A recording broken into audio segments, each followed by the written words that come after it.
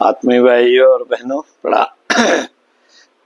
पुस्तक चिंतन चरित्र को ऊंचा बनाए। प्रवचन श्री राम शर्मा आचार्य जन्म शताब्दी पुस्तक माला 49 आपको पढ़कर सुनाते हैं। आइए सुनते हैं। गायत्री मंत्र हमारे साथ साथ। ओम भूर्भुवः स्वाहा तत्सवितुर्वरेण्यं भर्गो देवस्य धीमहि धियो यो नः प्रचोदयात्। देवियों, भाइयों, दो प्रश्न आपके मस्तिष्क में संभवतः उठते रहते होंगे। एक प्रश्न यह कि हमें क्या करना है और क्या बनना है। दूसरा यह कि हमें क्या कराना है और क्या बनाना है। इसके संबंध में स्थूल रूप से आपको कई चीजें दिखाई पड़ती हैं। क्या करना है? सवेरे उठना चाहिए, नहाना चाहिए, पूजा करनी चाहिए, हवन करना चाहिए। ये क्रियाएं हैं। और जनता में क्या कराना चाहिए? जनता में हवन कराने चाहिए, सम्मेलन कराने चाहिए, त्योहार संस्कार कराने चाहिए। मित्रों, ये क्रियाएं आपको दिखाई पड़ती हैं कि जनता के बीच में आपको क्या क्रियाएं करानी है और क्या करानी चाहिए और अपने आप में क्या क्रियाएं करनी चाहिए।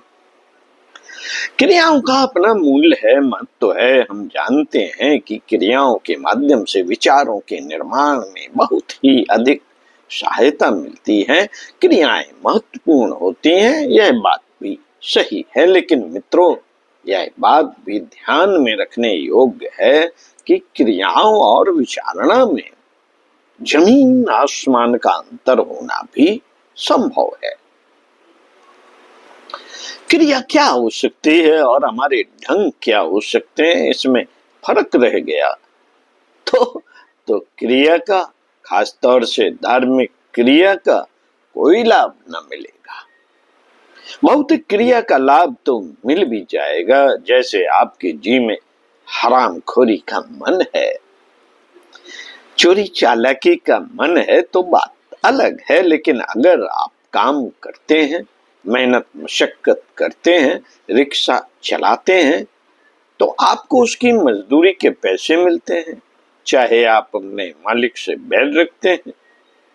लेकिन अगर आप काम करते हैं तो भौतिक जीवन में आपको मजदूरी के पैसे मिल भी सकते हैं। मित्रों, चूंकि हमारा जीवन भौतिक जीवन नहीं है, हमारे क्रियाकलाप भौतिक क्रियाकलाप नहीं है, हमारा कार्य क्षेत्र भौतिक कार्य क्षेत्र नहीं है, अतः विचार यह करना पड़ेगा कि हमारी दृष्टि और हमारा चिंतन आध्यात्मिक क्रिया के अनुरूप है कि नहीं। यदि क्रिया के अनुरूप हमारी दृष्टि और चिंतन नहीं हुआ तो उससे कुछ लाभ नहीं मिलेगा। दृष्टि कुछ और रही, चिंतन कुछ और रहा, तो जो यह विडंबना आज हमको अपने धार्मिक क्षेत्र में आमतौर से दिखाई पड़ती है कि लोग बाहर से कृत्य तो बहुत अच्छे करते हैं, पर उस क्रियाकलाप के साथ में जैसी दृष्टि का समावेश होना चाहिए था, उसका अभाव दिखाई पड़ता है। कृत्यों का मित्रों कुछ खास महत्व नहीं होता, बल्कि और भी ज्यादा नुकसान होता है। कैसे? नुकसान ऐसे होता है जैसे गौशाला के नाम पर कई आदमी गायों की रक्षा के लिए चपरास पीठ पर बांध लेते हैं, डंडा और गुल्लक हाथ में ले लेते हैं, गोरक्षा के लिए रेल के डिब्बों में आवाज लगाते हैं, चंदा इकट्ठा करते हैं। क्यों साहब, आप तो गोरक्षक हैं, बिल्कुल, कितनी गंदगी खत्म हो गई आपकी। साहब 40 साल 20 वर्ष की उम्र से हम गोरक्षा का काम करते आ रहे हैं और अब 60 साल के हैं, गौओं की जय बोलते हैं। आपको क्या फायदा हुआ? कुछ फायदा नहीं हुआ। बेसिलसिले की गलत तस्वीरें छपवा लेते हैं, गाड़ियों में चंदा मांगते हैं, यहाँ वहां चंदा मांगते हैं और रात को सिनेमा देखते हैं, सिगरेट पीते हैं। ना कोई गाय है ना कोई बैल, फिर कैसी गौ सेवा? अरे साहब, हमारी ये इंद्रियां ही गाय हैं, हमारी जो जीभ है यह गाय है। जीभ को हम मिठाई खिलाते हैं, कॉफी पिलाते हैं, तो क्या यह गौ माता को खिलाना नहीं हुआ? हमारी आंखें भी गाय हैं। देखिए, हम अपनी आंखों को सिनेमा दिखाते हैं, गायों का पालन करते हैं, इंद्रियां जितनी भी हैं सब गाय हैं। संस्कृत में इन्हें गाय कहते हैं। तो आपकी गौशाला है कि नहीं? नहीं साहब, गौशाला तो नहीं है। अनाथालयों का काम कैसा है? बहुत ही अच्छा काम है। बेचारे अनाथ बच्चों का शिक्षण करें, पालन पोषण करें। जिनके माँ बाप नहीं है उन अनाथों की आप सेवा करें। जिनका कोई आश्रय नहीं है उनको आश्रय देना बहुत अच्छी बात है। इससे अच्छी और क्या बात हो सकती है? लेकिन मित्रों, आपकी क्रिया में और दृष्टि में फर्क हुआ तब तो आपका अनाथ पालन ऐसी विडंबना बन जाएगा। मसलन ऐसे कई अनाथालय देखे गए हैं जो किराए के बच्चों को नौकरी पर रख लेते हैं। तो अपने लड़के को 6-8 घंटे के लिए भेज दिया कर। हाँ साहब, हम तो गरीब आदमी हैं, हम तुझे 25 रुपया महीना दिया करेंगे, तेरे बच्चे को रोटी खिला दिया करेंगे। बस 5-7 बच्चे पकड़ लिए और बांसुरी बजाना ढोल बजाना सिखा दिया। बच्चे घर घर भी मांगते रहे। 25-25 रुपए बच्चों के हवाले कर दिए और 1000 रुपए महीना अपनी जेब में डाल लिया। क्या करते हैं साहब? हम तो अनाथों का पालन करते हैं। बेटे, तेरी दृष्टि में फर्क रहा तो कुछ बनेगा नहीं। अच्छा तो महाराज जी, हवन किया करें। हवन तो पंडित भी करते हैं और लोग भी करते हैं। हवन को भी लोगों ने धंधा बना लिया है, चंदा जमा करते हैं और सब हजम कर जाते हैं। हम तो हवन करते हैं, यज्ञ करते हैं। हाँ बेटे, यज्ञ भी करते हैं, इससे कुछ लाभ होगा? नहीं, कुछ लाभ नहीं होगा। न तो वातावरण का संशोधन होगा, न ही करने वालों को धर्म की शांति मिलेगी। जो लोग हवन में शामिल हुए थे उनके भीतर जो छाप, जो प्रभाव पड़ना चाहिए था, वह प्रभाव भी नहीं पड़ सकेगा। क्योंकि छाप डालने वाली शक्ति हमारी जीवात्मा होती है। अगर हमारी जीवात्मा ही कमजोर है, निर्बल है, तो कैसे प्रभाव पड़ेगा? आप बताइए तो सही। हवन करने वालों की, हवन व्यवस्था करने वालों की, पंडित जी, पुरोहित जी की हर एक की नीयत खराब है। तो उस अग्नि जलाने का, सुगंध फैलाने का, जलाने का फायदा मनुष्यों के मनों में, हृदयों में, अंतःकरण में मिलेगा क्या? मेरा विश्वास है कि शायद न मिल सकेगा। खेल तमाशा तो हो गया, विडंबना तो बन गई, वातावरण नहीं बन सकता। इसलिए मित्रों, यह बात ध्यान में रखकर चलना पड़ेगा कि आपको बनना क्या है और बनाना क्या है, करना क्या है और कराना क्या है। इन दोनों प्रश्नों के उत्तर में एक ही जवाब है कि हमको अपनी दृष्टि का परिशोधन करना है। स्वयं का प्रश्न जहां तक आए, आप एक ही बात ध्यान रखिए कि हमारी दृष्टि परिष्कृत होनी चाहिए। हमारा चिंतन उच्च स्तरीय होना चाहिए। हमारे मनों में सिद्धांतों के लिए, आदर्शों के लिए ऊंची निष्ठा होनी चाहिए। अगर ये आपके भीतर है तो आप क्या क्रिया करते हैं, क्या नहीं करते हैं, चलिए आपकी क्रिया घटिया किस्म की हो तो भी मैं यह कहूंगा कि आप योगी हैं, आप संत हैं, आप तपस्वी हैं और आप ज्ञानी हैं। क्रियाकृत आपका सामान्य जैसा दिखाई पड़ता हो तो भी, उसके लिए हंसी मजाक उड़ाया जाता हो तो भी, इतिहास में नाम छपने लायक न हो तो भी इसका बड़ा भारी असर पड़ेगा। फिर आपके लिए तो पढ़ना भी चाहिए। इसलिए दृष्टि को ऊंचा करना, चिंतन को ऊंचा करना, आस्थाओं निष्ठाओं को ऊंचा करना, यह हमारा पहला काम है। मित्रों, यह मुख्य काम है और आखिरी काम भी है। इसी के लिए हम तरह तरह के क्रियाकृत करते हैं। उसमें जप भी शामिल है, भजन भी शामिल है, अनुष्ठान भी शामिल है। ये जप, भजन और अनुष्ठान एक कृत्य है।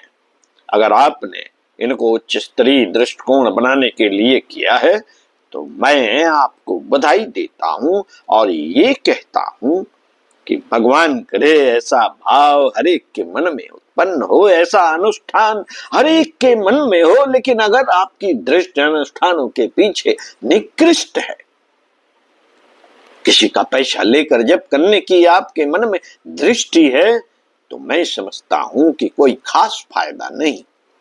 आप एक मजदूरी करते हैं, गायत्री माता का कोई फल मिलेगा? बेटे, मैं कह नहीं सकता, क्योंकि तेरा उद्देश्य मजदूरी है। गायत्री माता का फल मिलेगा? मिलेगा, जरूर मिलेगा, अगर तेरी दृष्टि ऊंची रहेगी तब। दृष्टि का उसमें समावेश नहीं हुआ तो मैं जानता हूं कि शायद ही आपका उसका कोई परिणाम और शायद ही कोई अच्छा फल तुझे मिल सकता होगा। साथियों, ऐसी भावना लेकर जप निरर्थक है। क्या करते हैं साहब? गायत्री माता का जप करते हैं, ये तो बहुत अच्छी बात है। किस प्रकार इस काम के लिए करते हैं साहब? हमारे पड़ोसी के ऊपर जो मुकदमा चल रहा है वो जीत जाए। और किसके लिए करते हैं? हमारी बेटियां ना हो, बेटा हो जाए। बेटे बेटियों तो बहुत अच्छी होती हैं, बेटा बेटियां तो बहुत अच्छी होती हैं। बेटा होने से क्या फायदा? क्या फायदा है? नहीं महाराज जी, बेटा हो जाए इसलिए हम गायत्री माता का जप करते हैं। तेरी दृष्टि बहुत छोटी है, ओछी दृष्टि है, घटिया दृष्टि है, कमीनी दृष्टि है, जानवरों जैसी दृष्टि है। ऐसी दृष्टि को लेकर के तू गायत्री माता का जप कर रहा होगा तो मैं नहीं जानता कि इससे तेरी जीवात्मा को कोई लाभ मिल सकता है कि नहीं, तेरी जीवात्मा में कोई प्रकाश आ सकता है कि नहीं, भगवान की कृपा और अन्य शक्तियां मिलेंगी कि नहीं। नहीं साहब, मैं तो 81,000 का जप करूंगा, चाहे 81,000 जप कर ले, चाहे 51,000। अगर दृष्टि तेरे पास नहीं है तो उस क्रिया कृत्य का क्या परिणाम निकलेगा मैं नहीं जानता। मेरा विश्वास है कि दृष्टि को ऊंचा किए बिना अध्यात्म और धर्म, जो कि हमारा कार्य क्षेत्र है, उसमें कोई महत्वपूर्ण लाभ नहीं मिल सकता। इसलिए हमको दृष्टि का परिष्कार करने वाली बात सोचकर चलना चाहिए। मित्रों, आप हमारे वानप्रस्थ शिविर में आकर के क्या फायदा उठाएंगे? महाराज जी, बोलने की शैली आ जाए बस।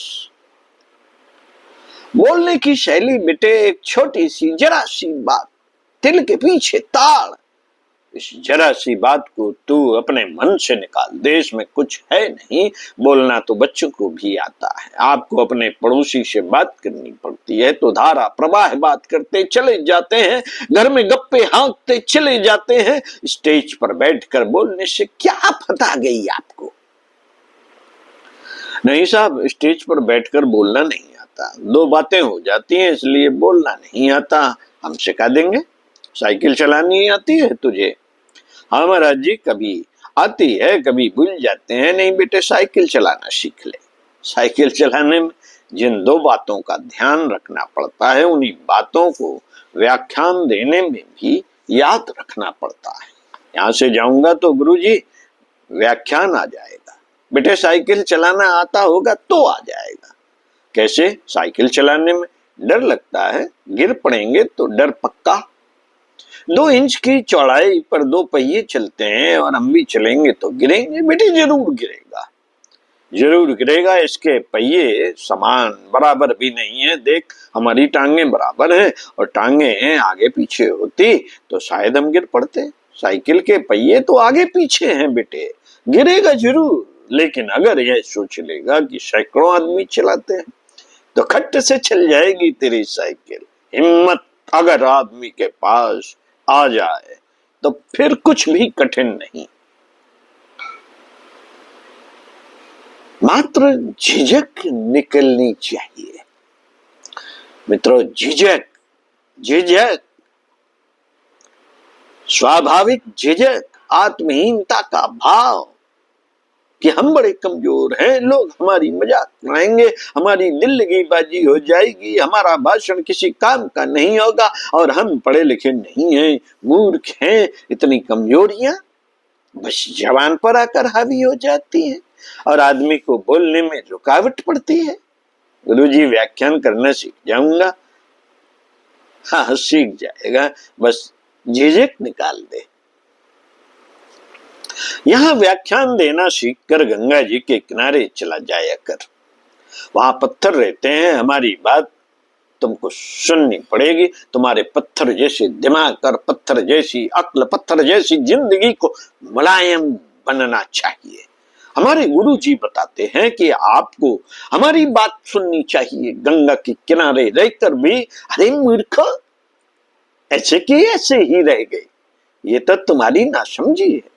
समझ से काम लो और जरा गीले होने की कोशिश करो, जरा चलने फिरने की कोशिश करो। लुढ़कना शुरू करोगे तो तुम थोड़े दिनों में शालिग्राम बन सकते हो। अभी तो तिकोने पत्थर पड़े हो। समझा? न व्याख्यान देना। झिझक खुली, गाड़ी चली तो चली, साइकिल चली तो चली, भैया घूमा तो घूमा और बात खत्म, बात खत्म हो गई। बेटे व्याख्यान देना कोई खास बात नहीं। मुझे फुर्सत कम मिलती है, नहीं तो मैं तेरे पीछे पड़ जाऊंगा व्याख्यान देने के लिए। तो मैं समझता हूं कि एक सप्ताह में तुझे बुलवा कर छोड़ूंगा। ये हमारी लड़कियां हैं, बाहर भेजा था इनको, बस इनके ऊपर हावी हो गया था। बैठो, बोलो, यह क्या, ऐसे बोल, ऐसे बोल, क्यों नहीं बोलती? ऐसे बोला जाता है। फिर ऐसे बोलने लगे और बस गजब हो गया। व्याख्यान में भी कुछ होता है क्या? कुछ भी नहीं है, बस तेरा दिमाग अपसेट हो जाता है। तेरी जिंदगी फैली हुई है, बंदर की तरह मचक मचक करता है, किसी बात में दिमाग नहीं लगाता, किसी बात पर ध्यान नहीं देता। अपने पॉइंट बना ले, दिशा धारा निर्धारित कर ले, ये बोलना है, नोट कर ले डायरी में। नहीं साहब, इस वक्त उस वक्त जो मन में आएगा सो बोलेंगे। नहीं बेटे, अपने पॉइंट निश्चित कर ले, सामने रख ले और उसी हिसाब से कायदे से बोलता हुआ चला जा। पहले उसे याद कर ले, रिहर्सल कर ले, तो फिर बोलना आ जाएगा। गुरुजी मैं अपनी जिंदगी में वक्ता हो जाऊंगा? जरूर हो जाएगा, मैं यह आशीर्वाद देता हूं। इसी क्रम को आगे बढ़ाते हुए अगले वीडियो में पुनः मिलते हैं इसी प्रवचन के साथ, इसी पुस्तक से। सुनते रहिए, तब तक जो सुना है उस पर चिंतन करिए, मनन कीजिए। ओम शांति।